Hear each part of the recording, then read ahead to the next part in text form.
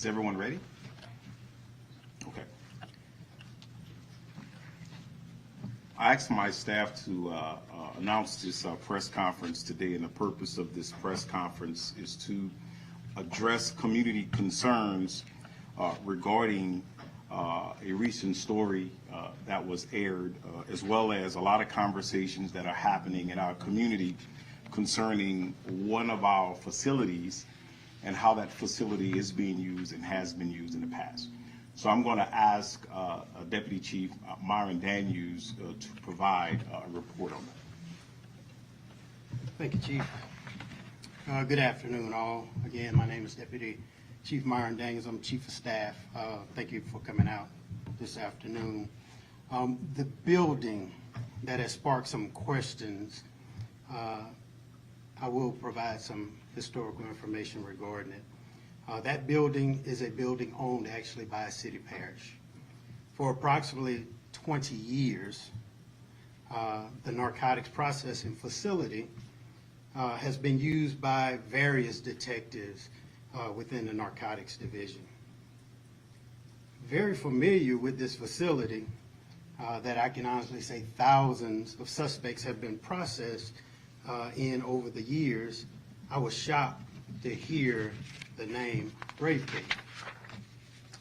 That was the first time I've ever heard of such a name, and surprisingly, that was also the first time that most of the staff and officers throughout the police department that we checked with had ever heard of. I have since come to learn that it is a term used by some of the officers within this unit to refer to the facility. The processing facility is used by several investigative sections within the Baton Rouge Police Department. This includes street crimes, HIDA, other task forces, and divisions. It is the policy of the Baton Rouge Police Department that no narcotics, guns, seizures, money, arrestees, nor confidential informants are brought to the daily offices of these covert units.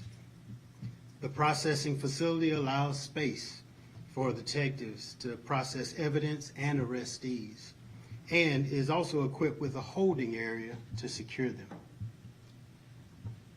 There is also an attached bay that allows for large storage for seizures. Now, I would like to assure this community there is nothing secretive about this narcotics processing facility. As of date, I said the first half of this year, one unit within our organization has processed right about 350 individuals themselves. And last year, there was approximately 650 people processed at this unit. Now, in association to this facility, the association of this facility came about with a recent case. It all stemmed behind an investigation into arrest of 5 suspects relative to guns as well as narcotics. It began when our street crimes detective actually apprehended arrestees that fled a home in the Zion City area. Those suspects, when arrested, were discovered to be in possession of marijuana, fentanyl, and firearms. The BRPD Special Response Team was later utilized and did execute a search warrant at this residence. That search warrant actually yielded marijuana, heroin, crack cocaine, methamphetamine, hydrocodone, U.S. currency, and 6 guns. That case has recently led to allegations of use of force. That allegation is currently being investigated by our Internal Affairs Division in accordance with our established policy. Just some notes and a timeline as far as some of the things that have occurred. We recently received a complaint involving one of the officers associated with that case. That complaint came in as early as August 11th. It was followed up by the supervisor who actually took the complaint on August the 13th that supervisor wrote a letter to Internal Affairs to have that case investigated. On August 14th, there was a letter of request put in to have that officer transferred from the unit. From the administrative side, involved in that case, the officer involved was placed on administrative leave on the 14th. On August 24th, the chief actually signed a pre-termination hearing notice for that officer. And on today's date, that officer actually submitted a letter of resignation, which the chief did sign. That is the background of our narcotics processing facility, as well as the personnel questions that have recently arose. Based on that, I will take a few questions and we'll move on. So, questions? Ma'am?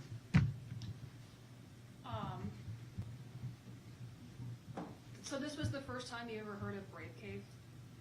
Yes, ma'am. It's the first time any of the staff had heard of it. It was only through conversation with those that supervised that unit did we find out that there were a limited amount of officers who actually use that terminology to describe the facility. There was a lawsuit recently about Jeremy Lee, who was the suspect in all this. And in the lawsuit, it said that it was called a torture warehouse. Do you have any comment on that? Well, for obvious reasons, we are not allowed to comment on pending litigation, so we will not be able to comment on that. To your knowledge, is there any kind of oversight in that facility, meaning for officers that take suspects there, do they have to get any kind of prior authorization, or is there any kind of, record that's filed when they take people there for questioning? No, there is no necessary authorization needed. It's used by those units. That was and has been established as a process through their chain of command and also the department. And there are the use of surveillance equipment and, closed circuit cameras, as well as body cameras that are used to document their time in that facility. Are there cameras inside that actual garage? Because the video that we see, there's roll-up doors, there's a concrete floor, that's a garage. Now that I don't have the specifics of. Chief, could you answer that? Sure. I took a walk through it yesterday. There is cameras in that bay area that's right behind the front part of the office. There's cameras in the evidence processing center. That's where the officers will process evidence. There's cameras in the holding facility, the holding cells, as well as at the front door. And just about anywhere in that there is a camera to capture all activity. Are there blind spots with those cameras? I didn't see any blind spots. If you recall, this is the same facility that has been used by narcotics unit for decades. There was an audit that was led by Deputy Chief Noel as a result of the narcotics investigation that we had, where several of our officers were arrested and subsequently some were terminated and some resigned. Based on that audit, we made sure that camera system there covered all points of interest in that facility. You all said that the first time you all got an IA complaint was in August this year. We had an email that showed there was an email from someone with BRPD to that attorney saying that they had gotten the complaint. This was dated April 25th. I'm sorry, say that again, sir. There was an IA complaint that had been filed prior to August because we have an email from someone within BRPD to that attorney saying we have received your complaint. That was dated April 25th. Yes, and I directed my IA commander to look into that and make sure that we do a thorough investigation on all those who were involved in that incident at the facility, which will include a review of all body cameras as well as an interview of all those who were there, so that we can present our findings to the complainant, which is our standard policy. Upon conclusion, he will be notified. Right, but you all said the complaint came in August. That's April. Yes, sir. So not August. No, this is a new complaint. I'm sorry. Okay. This is a new complaint. Yeah, I'm saying we had a prior complaint that came. That is correct. That is under investigation. Okay. This is a new complaint that we're talking about. That is separate from the one you're talking about. This complaint, I received a letter from the supervisors concerning the officer and not responding to training and basically not wanting him in the unit anymore. And at that point, I immediately placed that officer on administrative leave and initiated the process for termination. So you're saying that prior complaint was still being investigated at this time? That is being investigated. That is correct. Okay. Your response, Chief, to Baton Rouge upon hearing there is a torture warehouse, according to this lawsuit, those are the words that they used to the people of Baton Rouge. What do you think? Well, I don't think we ever talked. I walked in a facility. I saw the videos that are there, the officers that are going there. So those words to describe that. We will investigate this just like we investigate all other complaints. I think the community understands that we've showed accountability. We've been transparent. That's one of the reasons we're having this press conference today. But we're going to investigate that. And at the conclusion of our investigation, a lot of questions will be answered. And we will educate the public on our findings once we complete that. But I assure you that there will be a thorough investigation involving this here. But to describe it at that facility like that, like was stated earlier, we have thousands of officers who have processed individuals who we've arrested for narcotics through there. There are some things I saw that I would like upgraded. I immediately suspended all operations at that facility until we can make some changes.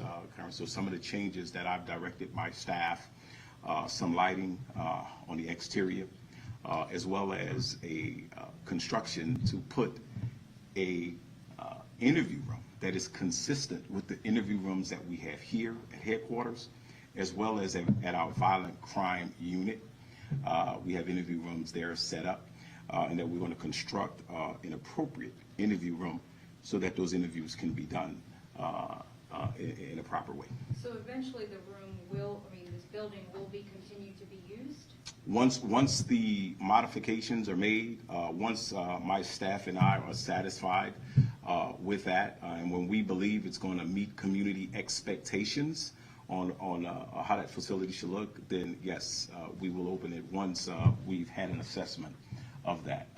Those changes should be done by September. We know some of them, we already having those conversations as it relates to some of the changes that I would like to see.